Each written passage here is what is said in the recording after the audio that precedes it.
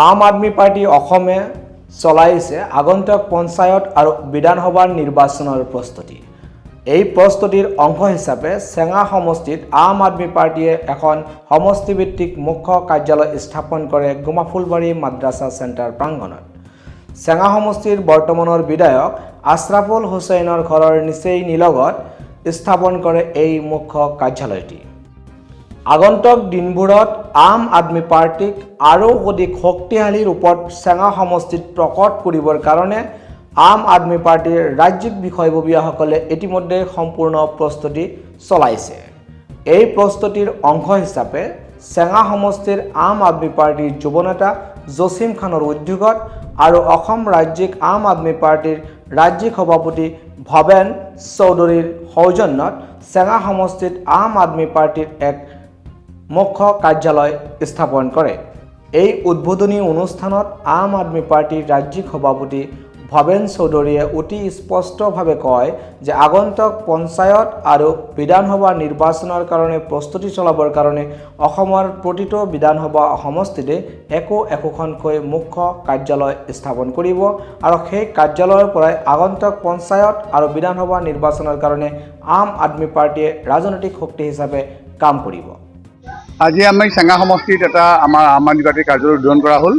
কাৰণ আমি এটা পলিটিকেল পাৰ্টি ডেফিনেটলি আমি ইলেকশ্যন খেলিব লাগিব। ইতিমধ্যে আমি লোকসভাৰ ইলেকশ্যন অসমত শেষ হৈছে, গতিকে আমি নেক্সট যি ইলেকশ্যন আহিব লগা আছে, চিধা কথা ভাই, ইলেকশ্যন আহিব লগা আছে, পঞ্চায়ত ইলেকশ্যন আৰু এছেম্বলি ইলেকশ্যন। এই ইলেকশ্যনবিলাকত আমি যে পাৰ্টিচিপেট কৰিব লাগিব, সেইকাৰণে আমি এতিয়া প্ৰত্যেকখন সমষ্টিতে আমি একোটা আমাৰ কাৰ্যালয় উদ্বোধন কৰা হ'ব। 120টা সমষ্টি 120টা কাৰ্যালয় উদ্বোধন কৰা হ'ব। মুখ্য কাৰ্যালয় ইয়াতে চেঙা সমষ্টি কাৰ্যালয় এইটো হ'ব।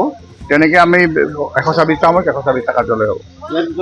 গতিকে এই সমষ্টিৰ যি সমস্যা আছে, মই শুনিছোঁ এতিয়া গৰাখহনীয়া সমস্যাটো ডাঙৰ সমস্যা। এইটো এটা ডাঙৰ সমস্যা হয়, কাৰণ গৰাখহনীয়া কোনো নদীতে নাই, অকল অসমত আছে। ভাৰতবৰ্ষৰ ক'তোতে গৰাখহনীয়া নাই, অকল অসমত ব্ৰহ্মপুত্ৰৰ বৰাকত বা অসমৰ নদীকেইখনত গৰাখহনীয়া আছে। গতিকে এইটো এটা নেশ্যনেল ডেফিনেটলি ৰাষ্ট্ৰীয় সমস্যা হ'ব লাগে, আৰু সেই ৰাষ্ট্ৰীয় সমস্যা কৰিবৰ কাৰণে আমি প্ৰজেক্ট ল'ম। তাৰপিছত টাৰ্গেট আমি 124টা সমষ্টিত আমাৰ কেন্দ্ৰীয় থাকিব, আমি চৰকাৰ গঠন কৰিম। অসমত আপোনালোকৰ দৃঢ় বিশ্বাস যে অসমত আপোনালোকৰ হয় ডেফিনেটলি আমাৰ দৃঢ় বিশ্বাস আছে। কাৰণ আমি লোকসভা নিৰ্বাচনত 2টা সমষ্টিত আমি গৈ মানুহৰ ওচৰত গৈ যিটো গম পাইছোঁ, তেওঁলোকে আমাক বিচাৰে, ৰাইজে আমাক বিচাৰে। আজি চেঙা সমষ্টি দেখিছে কিমান মানুহ সমাগম হৈছে, গতিকে মানুহ বিচাৰে। গতিকে অসমত 26ত আপৰ চৰকাৰ হ'ব, এইটো নিশ্চিত। ইণ্ডিয়া চৰকাৰ হ'ব দিল্লীত, আৰু অসমত আপৰ চৰকাৰ হ'ব 26ত। চেঙা সমষ্টিত আম আদমি পাৰ্টিৰ যি মুখ্য কাৰ্যালয় উদ্বোধনী অনুষ্ঠান অনুষ্ঠিত হয়, সেই অনুষ্ঠানত উপস্থিত থাকে নাওবৈচা সমষ্টিৰ প্ৰাক্তন বিধায়ক মামুন ইমদাদুল হক চৌধুৰী আৰু গুৱাহাটী পৌৰ নিগমৰ ৱাৰ্ড কমিশ্যনাৰ মাছুমা বেগম। আমি যিহেতু এটা অফিচ আজি অপেনিং হ'ল, চ' আমি আজিৰ পৰা কাম ষ্টাৰ্ট কৰি দিছোঁ। আজি এতিয়া আমি লাহে লাহে ঠায়ে গৈ আমি অফিচবোৰ অপেনিং কৰিম, ৰাইজকো জনাম আমাৰ টাৰ্গেটটো কি, আমি কি বিচাৰিছোঁ, তেওঁলোকে জনাটো খুব বেছি জৰুৰী। কিছুমান ঠাইত আমি দেখিছোঁ ৰাইজে বহুতখিনি মানুহে চেঞ্জেছ বিচাৰিছে, কিন্তু ৰাস্তাটো বিচাৰি পোৱা নাই যে আমি কেনেকৈ কৰোঁ। আমি সেই তাতে চুবলৈ আমি বিচাৰি আছোঁ, তাতে টাচ কৰিব বিচাৰি আছোঁ, ৰাইজৰ লগত সহযোগ কৰি আছোঁ, তেওঁলোকৰ প্ৰব্লেমছখিনি জানিব বিচাৰি আছোঁ, কেনেকৈ কৰিলে সমাধান কৰিব পাৰোঁ তেওঁলোকৰ লগত ডিছকাছো কৰি আছোঁ। আমি অকল কথাৰ ৰাজনীতি নহয়, আমি কামৰ ৰাজনীতি কৰিব বিচাৰিছোঁ। লগতে আম আদমি পাৰ্টিৰ কেইবাগৰাকী বিষয়ববীয়া উক্ত উদ্বোধনী অনুষ্ঠানত উপস্থিত থাকে। উদ্বোধনী অনুষ্ঠানত উপস্থিত থাকে আম আদমি পাৰ্টিৰ চেঙা সমষ্টিৰ যুৱ নেতা জছিম খান। বহৰীৰ পৰা লতিফ খানৰ ৰিপৰ্ট, দ্য ৰিয়েল ফেক্ট।